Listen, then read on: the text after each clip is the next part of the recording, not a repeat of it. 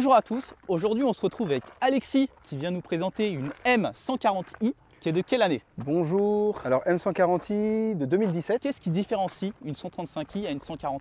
C'est le millésime. Après en 2017 ils ont commencé à commercialiser la 140, principalement le moteur. Là sur cette version de 140i on a un B58, sur le 135i on a un N55. Donc ça reste deux 6 cylindres en ligne single turbo qui développent un petit peu plus de puissance sur le 140i, nettement plus de couple. La boîte qui est renforcée un petit peu plus sur la 140i. Mais sinon, c'est assez sobre hein, finalement dans cette teinte. Et oui, parce que là pour parler des modifications esthétiques, est-ce qu'il y en a déjà pour commencer? Il y a quelques modifications qui ont été effectuées, ouais. Il y a les coques qui ont été rajoutées du coup en carbone, parce que d'origine elles sont grises. La calandre avant aussi. On est passé sur une calandre avant du coup en carbone. Et puis le diffuseur sur l'arrière de la voiture qui est passé aussi en carbone. Et les petites sorties M également en carbone. Alors, il y a vraiment une ligne M Performance ou c'est juste les sorties qui sont comme ça? Non, j'ai juste les sorties qui sont M Performance. Au niveau de la ligne d'échappement, on est sur une ligne Remus Race. Tu as également tes feux qui sont légèrement teintés? Yes, ouais. Feux teintés avec un petit film discret. Ok. Après, un petit stickers M Performance. Ouais, stickers M Performance. Enfin, ça reste d'origine. Hein. C'est quelque chose que tu peux avoir d'origine sur la voiture quand tu la commandes neuve. Et puis esthétiquement, non, ça reste tout. Bah, un petit attache des vitres. Puis tu as des jantes en 18 pouces, j'imagine? Yes, jantes d'origine en 18 pouces. J'ai modifié les pneus, on était sur du run flat. Ouais. Et du coup, j'ai viré les run flat et j'ai mis du PS5 et qui vont très bien. Ah, donc c'est du 5? Ouais, ils ont sorti les PS5 et ouais, ça fait bien le boulot. Hein. Bon, je vois un étrier bleu égale 4 pistons forcément. Yes. Ça suffit? Ouais, pour l'utilisation que j'en ai, honnêtement, ça suffit bien. Après, voilà, si tu comptes faire du circuit avec, je pense qu'il faut oublier. Hein, pour l'utilisation que j'en ai, même avec la puissance qu'elle a à ce jour-là, ça suffit amplement. Tu l'as déjà emmené sur circuit? Ouais, je l'ai emmené une fois sur circuit, sur le Nurb. Ouais. Une seule fois et bon, c'était honnêtement niveau châssis avec la conduite que j'ai, je suis pas un pilote hein, et ça suffisait. Par contre au niveau des freins, on en revient du coup au freinage, c'est là où ça posait problème, ouais, clairement. Tu as réussi à terminer ton tour ou pas? Non, arrivé aux 3/4 du circuit, il y avait plus rien, la pédale elle était molle, c'était compliqué, donc voilà, on y allait mollo pour terminer. Petit détail qui a peut-être son importance, t'étais d'origine ou pas? Je veux dire au niveau moteur quand tu as été sur le Nurb? Non, j'étais en stage 3. Ah ouais, déjà, ok, d'accord. Ouais. Et donc on retrouve les sièges qui sont très axés confort, oui. Je trouve. C'est vrai. Ils sont assez ressemblants, tu sais, aux sièges qu'on retrouve sur les séries 2 et même les M2. Ouais, exactement, ouais, c'est assez proche. L'intérieur finalement il est assez proche d'une M2, hein. Toi, je sais que tu es propriétaire le rechanceux d'une M2 compétition. Et oui, finalement, l'intérieur, ça se ressemble assez. Hein. Ouais, bon, il y a 2-3 différences. Hein. Au niveau du volant, c'est plus ou moins la même forme, à quelque chose près, sauf au niveau du centre. Oui, où il y a l'ouverture sur la tienne. Ouais, exactement. Les palettes qui sont légèrement différentes, j'ai l'impression. Le pommeau de vitesse. Le pommeau de vitesse, parce que c'est pas la même boîte. Non, on est sur une ZF8 sur du coup la 140i. Et sur ta M2, on est sur une DKG. Exactement. Yes, donc toi 7 rapports et sur celle-ci on est sur 8 rapports. Et ouais, c'est drôle, tu as un rapport de plus. Yes, ouais. Pour la consommation hein, exclusivement, hein, les pollutions et la conso. Hein. Après la console centrale, c'est plus ou moins la même chose. Il y a peut-être quelques petits boutons qui sont différents. J'aime bien ce rappel en Alcantara M Performance là. Oui, sur le tableau de bord. C'est vrai que c'est des belles pièces au niveau de l'intérieur, ça a son petit cachet, ouais, je suis d'accord avec toi. Ouais. De l'Harman Kardon également? Ouais. Ça c'était une option, tu vois, obligatoire lors de l'achat de la voiture. Au niveau des compteurs, tu as le petit rappel en bas à droite M140i.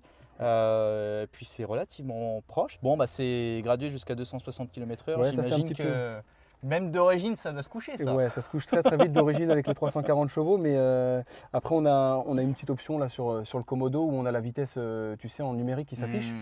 Et là, la vitesse en numérique, elle n'est pas bloquée à 260. Donc pour information, quand je suis parti au Nürburgring, la petite anecdote, en rentrant du coup sur l'autobahn, en rentrant du Nürb pour revenir sur Paris, j'ai pris 3,28. 3,28 au digital en 7e. Et la voiture n'était pas à fond, mais c'est déjà très rapide. Alors je vais dire ça reste sécure, il y en a plein qui vont s'affoler, mais en termes de sensation, quand tu es à bord, enfin quand tu es au volant de la voiture, ça reste vraiment sans souci quoi. Tu es bien dans la voiture. Et heureusement hein, que tu as l'affichage numérique parce que si ton Oui, aiguille elle continue de c'est faire frustrant. le tour, elle retomberait sur le zéro quasiment. Ouais, quasiment. Ouais. Elle ferait un tour complet. Tu nous as annoncé 328 km/h, tu vas peut-être nous en dire un petit peu plus sur la partie mécanique et donc Ouais. préparation. Si tu veux, Allez, on va aller discuter autour parce que de là, ce fameux bloc, le B58. on n'est pas sur un stage 1, on n'est pas sur un stage 2, on est sur un stage 3 et encore. Alors d'origine, ça sort 340 chevaux et 500 Nm. Quand même, Ouais, il y a un sacré couple d'origine, c'est ça qui est bluffant sur cette voiture. après tu es en X-Drive. Là, ouais, moi j'ai opté pour le X-Drive, il y en a plein qui vont râler. La prépa que j'envisageais de faire, le côté X-Drive, c'était quelque chose d'obligatoire pour moi. Alors Comme ça a tu dis. commencé comment? Avec un simple stage 1? Ouais, bah, j'ai eu la voiture toute d'origine, 340 chevaux. J'ai commencé en effet avec un stage 1. Donc on était dans les 400, 420 chevaux, quelque chose comme ça. Et après voilà, les étapes qui suivent, hein, stage 2, stage 2+. Et après bah, on a passé le cap du turbo. Donc en termes de turbo, qu'est-ce que tu as mis?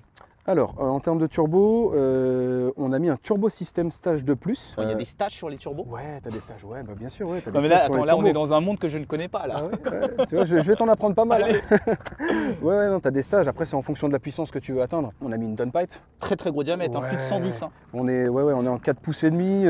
Ouais, ça fait du 113, je crois, millimètres. C'est assez costaud. Il y a la pompe à essence qui a été upgradée. Forcément, Charge pipe renforcée. ici. Ouais. Il y a une petite modif sympa qui a été Eh faite oui. là, c'est l'admission Et oui, et oui. qui ne passe pas inaperçue. C'est même d'ailleurs dommage Alexis qu'on n'ait pas les images de ma réaction parce que tu me l'avais pas dit, je suis arrivé mais j'ai dit mais c'est quoi ce délire? C'est la première fois que je Ouais, vois ouais, un kit d'admission qui est en frontal dans la calandre. Où t'as eu cette idée en fait? Alors cette idée-là, elle m'est venue des States. Les Ouais. Américains, ils sont quand même chauds patates. Le mapper, donc le gars qui a fait la carto sur la voiture, il est aux États-Unis. C'est lui du coup qui m'a conseillé de faire cette modification, que ça allait apporter un gain significatif en termes de performance et surtout d'IAT. Avec cette admission qui est en façade, tu te doutes bien que bah, quand tu roules, tu as un maximum d'air qui est sûr. chopé Bien et sûr. plus tu as d'air frais, bah, meilleur c'est pour le Pour moteur. les quoi. performances. Pour les performances, Totalement. exactement. Mais alors est-ce qu'il n'y a pas une contrainte par temps pluvieux ou autre? Ouais, bon, après honnêtement c'est une voiture qui roule pas quotidiennement, c'est pas mon daily donc bon, je fais quand même attention, hein, elle sort assez peu sous la pluie, mais non c'est pas réellement un frein. Après oui, quand tu vas Au Karcher. Ouais, au Karcher, tu vas aller nettoyer ta voiture, c'est forcément une petite contrainte, mais ça reste minime. J'étais un petit peu sceptique avant d'effectuer cette modif, mais non, finalement, maintenant qu'elle est là, j'en suis Satisfait. super content. Testé et approuvé. Testé et approuvé, comme tu dis. Ouais. Ouais. Et donc le plus important c'est la bi-injection. Ouais, là tout récent, hein, ça fait une quinzaine de jours qu'on est passé sur une bi-injection. Donc il y a une rampe de 6 injecteurs qui a été rajoutée, en complément des 6 directs d'origine. Ce qui veut dire qu'on a 2 injecteurs par cylindre. Exactement. Ce Ok. qui permet du coup de sortir une grosse puissance. Alors c'est quoi une grosse puissance? Il n'y a pas eu de passage au banc là, sur la voiture, mais au vu des chronos qu'elle sort, et en discutant avec les gens et avec le mapper actuel, on est à 700 plus. Il y a un bon 700 chevaux actuellement là. Donc tu dois chatouiller les 1000 Nm. Ouais, entre 900 et 950 je dirais, ouais. 900 et Ouais, 950. c'est quand même bridé parce que la partie mécanique, notamment au niveau de la boîte de vitesse, ça commence à freiner, donc on a limité le couple à 900-950, ouais. Ouais, tu te rends compte que ça soit en termes de puissance au niveau des chevaux, que puissance au niveau des newton-mètres, tu doubles. Ouais, je m'en rends compte, hein. Ouais, je C'est m'en rends compte, absolument hein. phénoménal. Donc On se s'en rend pose bien la compte. question de est-ce que c'est forgé tout ça? Non, le bloc il est stock, pas forgé du tout et c'est pas prévu. Si tu pars en Amérique, aux States ou en Angleterre, t'en as qui ont les mêmes setups que nous, voire plus. Et il forge pas. Et ils forgent pas là dans les configs comme nous là, elles sont pas forgées. Donc on est quand même sur un moteur qui est extrêmement solide. Hein. Donc Ouais. c'est entre guillemets une évolution du N55 qui était proposé sur les versions d'avant Tout en à fait. 135i. Exactement. Il y a une reprogrammation de la boîte qui a été faite Oui, parce que forcément avec les valeurs d'origine On s'en doute. qu'elle a, ça suivait plus trop. Donc pour augmenter les passages de rapport et Et là, c'est extrêmement rapide. Des pièces qu'on n'aurait pas citées. Il y a également un récupérateur de vapeur d'huile. Yes, ouais, ça Qui c'est un... Qui ressemble à un mini filtre à air Ouais, quand tu le regardes comme ça. Ça me fait penser à, tu sais, on a commencé tous avec les scooters, les 50 cm3 là. Ça me fait penser au filtre qu'il y avait sur mon scooter à l'époque. Après, voilà, quand tu as des prépas comme ça, il faut être méticuleux sur l'entretien. Donc tous les 3-4 000 km vidanger, avec de la bonne huile, et puis voilà quoi, ça roule. Hein. J'imagine qu'il faut beaucoup plus surveiller toutes ces températures, que ce soit de l'admission, température d'huile et compagnie, tout ça. Oui, faut quand tu t'amuses un petit peu avec, ouais, en effet. Après moi j'ai des manos sur mon téléphone avec l'application MHD, et donc tu suis en temps réel toutes ces petites valeurs là, et puis voilà. Alors c'est bien que tu parles de MHD, parce qu'avec MHD, est-ce qu'on peut aller aussi loin dans la préparation ou pas encore? Quand tu acquiers l'application, tu t'arrêtes avec MHD au stage de plus. Okay. Donc si tu as une 140i comme ça, tu vas t'arrêter dans les 520 chevaux maximum avec l'application MHD. Après, si tu veux passer sur une préparation un peu plus poussée comme celle-ci, en stage 3, il va falloir faire appel à un mappeur, donc spécialisé, et qui lui t'enverra du coup des cartos, des maps spécifiques que tu injecteras sur ton téléphone, et puis basta quoi. Et encore en passant par MHD. Tout en passant par MHD. Là actuellement dans ma config, ouais, je suis avec MHD. Ouais. Là en termes de pièces, sans parler de main d'œuvre, etc., pièces performance, on n'est pas loin des 8, 9 000 euros je pense. Donc dans les grandes lignes, donc turbo, pompe HP et puis tout ce qui permet de faire de la bi-injection, c'est vraiment les trois choses qui sont les plus onéreuses dans la préparation. Et effectivement, oui, comme tu le dis, il n'y a pas besoin de grand chose pour doubler les valeurs de la voiture, qui pourtant d'origine sont déjà plus que correctes. Bon, 340 chevaux, c'est pas non plus énorme, mais 500 Nm, ça commence à causer. Ouais, le couple qu'il y a d'origine, honnêtement, c'est appréciable, ça te catapulte.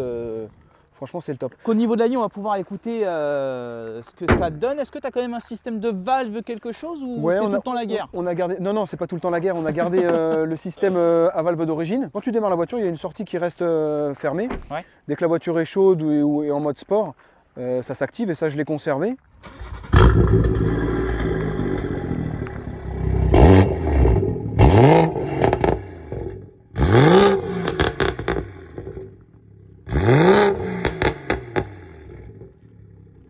Alors Alex, ça chante pas mal? C'est extrêmement violent. Ouais, en mode sport, ouais, ça chante pas mal. Et hein. ça pète très fort. Et ça pète fort. Mais c'est pareil, le pop and bang là, il est quasiment d'origine. Avec l'application MHD, tu peux le modifier en hard. Mais c'est trop. C'est tout le temps. C'est tout le temps, c'est trop, et jamais de répit, pas spécialement.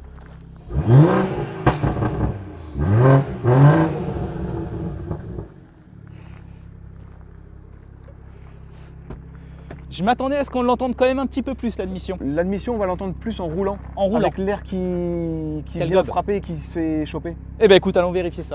Allez, c'est parti, avec plaisir. Bon alors Alexis, tu l'as depuis combien de temps la voiture là? Eh ben moi là, ça va bientôt faire 4 ans hein, que j'ai la 140i. Donc le temps passe et elle me fait toujours autant de bien cette caisse. Et puis de fait, tu nous viens de quoi? T'avais quoi avant? Avant, moi j'étais en... Alors j'ai eu un CX7 2 litres 3 turbo avec le moteur de la MPS là. Oh, truc qui n'a rien à voir. Truc qui n'a rien à voir. Exactement. Mais c'était déjà mignon, ça se baladait pas mal, c'était sympa. Et avant le CX7, j'avais une Mazda 3 MPS, pareil avec le même bloc du coup, en stage 1, 300 chevaux. Mais j'ai jamais vraiment été dans la prépa. Et bah justement, je voulais te poser la question. Yes. Pourquoi cet attrait vers l'extrême puissance? Les réseaux sociaux. Tu sais, les réseaux sociaux, notamment avec YouTube, etc. Tu vois les gars aux États-Unis ou en Angleterre qui font des grosses prépas sur ce genre de voiture. Forcément, ça te donne un peu envie, quoi. Avec le X-Drive, ouais. T'as déjà réussi à te faire peur ou pas, franchement? Avec le X-Drive, honnêtement, non, je me suis jamais fait peur, hormis sur sol bien trempé. En courbe ou en sortie de rond-point, oui, là forcément, hein, tu peux te faire un peu peur. Peut-être pas autant que la propulsion. Non, pas autant que la propulsion, mais le X-Drive il est quand même réparti en 70-30, donc ça pousse quand même du cul et non, c'est très joueur. Il y a juste quelque chose qu'on a oublié de préciser. Ouais. T'es pas en 100% 98. Exactement, ouais. J'ai deux maps.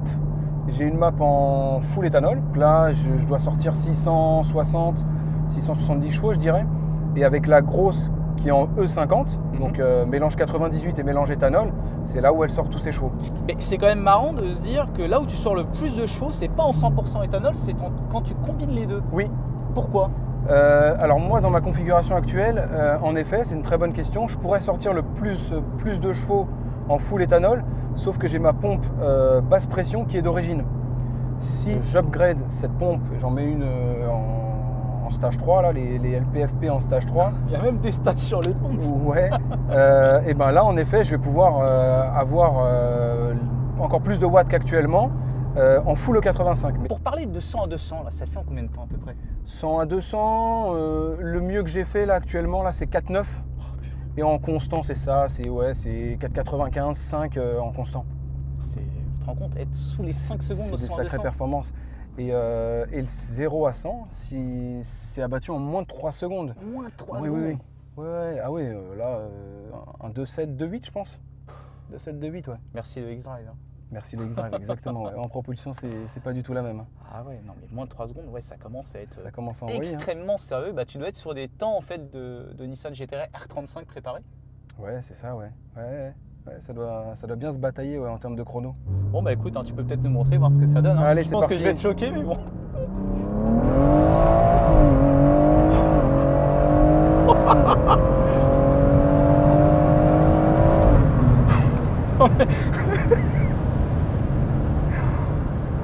Attends, ça va Alex? Ouais, ça va, mais ok. T'en as le souffle presque coupé, hein, en pleine charge. C'est quelque chose, ouais. Honnêtement, c'est quelque chose. Mais dis-moi que ça t'impressionne encore aujourd'hui, ça. Oui, bien sûr, ça serait te mentir. Mais en fait, on s'habitue tellement vite à la puissance. Mais oui, bien sûr, ça reste impressionnant. Ouais, t'en as un peu les mains moites en fin d'axel, ouais. Ouais, je te jure qu'à un moment donné, je cherchais une solution pour avoir une respiration normale parce que je chantais que je commençais à m'essouffler. Je suis pressé de voir ta réaction dans la vidéo, tu vois. Tu me demandais de comparer à la GT2 proche de 650 chevaux qui avait été filmée, une 997, type 997. Ouais, on en avait parlé. Absolument rien à voir. J'ai plus de sensations ici. Après, je me demande si c'est pas la sensation du 4 roues. Je sais pas, cette sensation où ça tracte, tu vois, ça te prend par les tripes. Exactement, je suis d'accord avec toi. Le 4 roues motrices, il fait pour grand chose. Après, il y a tellement de couple en fait sur la voiture. C'est impressionnant. Mais c'est absolument démoniaque. Ouais, je pensais pas que ça allait autant te marquer, tu vois. Non, c'est choquant. Okay. Et je pense que c'est pas supportable pour tout le monde, vraiment. Ouais, je suis d'accord avec toi. Ouais, je suis d'accord. Parce que là, tu fais monter une personne lambda. Oh, même moi, tu vois, je suis bien derrière mon volant, mais en passager, je fais 2-3 tours de circuit avec quelqu'un ou des fortes accélérations comme ça, je deviens vite blanc. Ouais, donc, même moi, tu vois. C'est hyper méga impressionnant. Ouais, et après ça, t'en veux encore plus ou pas? Non, terminé. Là, t'arrêtes? Ouais, là, franchement, il y a une bonne config là. La config, elle est top. Là, la reprise de tout à l'heure, on est parti en 2. On est parti en 2, tu veux qu'on fasse en 3? Ouais, on peut tester en 3. Allez, on y va, Alex. Allez. Et quand même!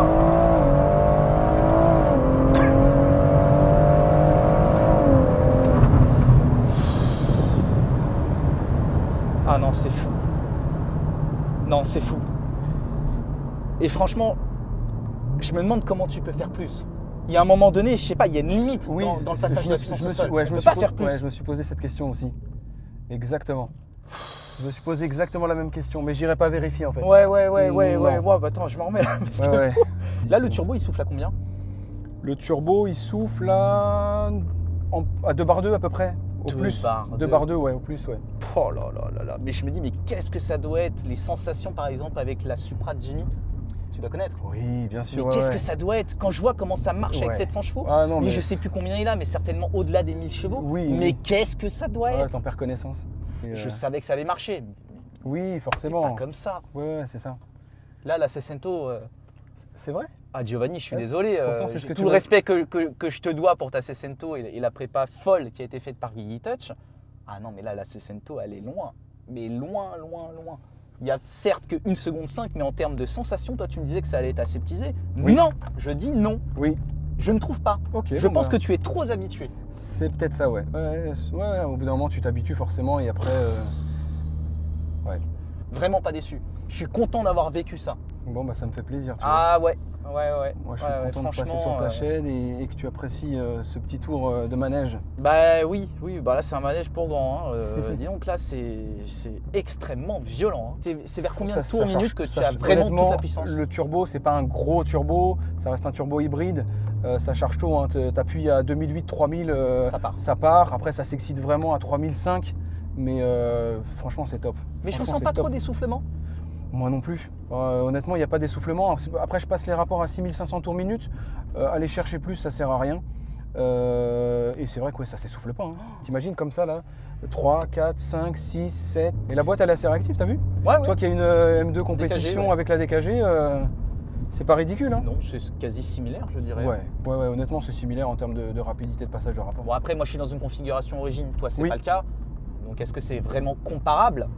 Mais en tout cas, là, en l'état, je ne vois bien. Pas trop de différence.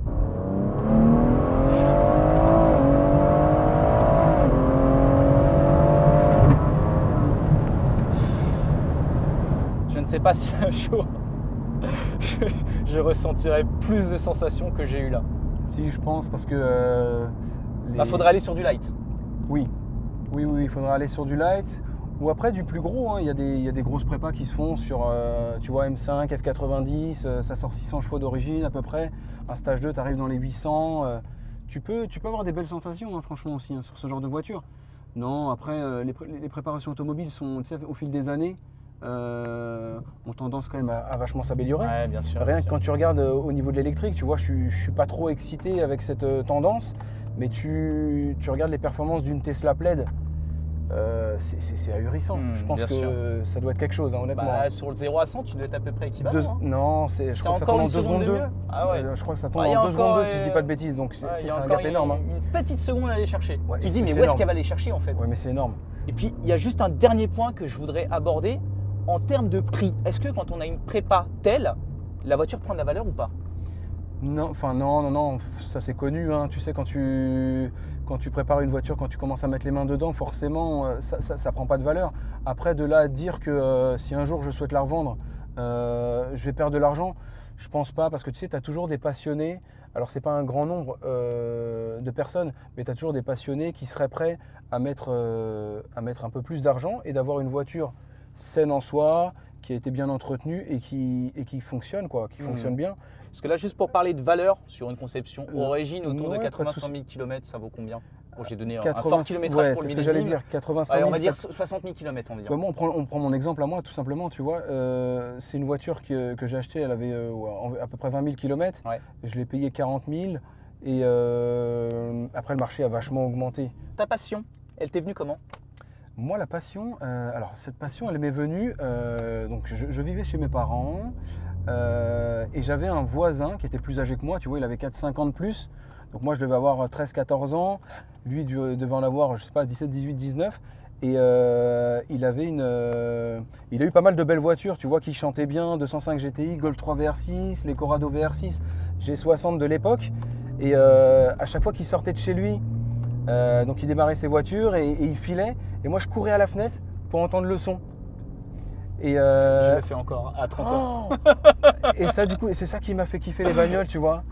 Donc, ouais, ça remonte à, tu vois, au début de l'adolescence, à cause de mon voisinage qui avait des belles bagnoles. Et après, j'allais de temps en temps sur des sorties circuits.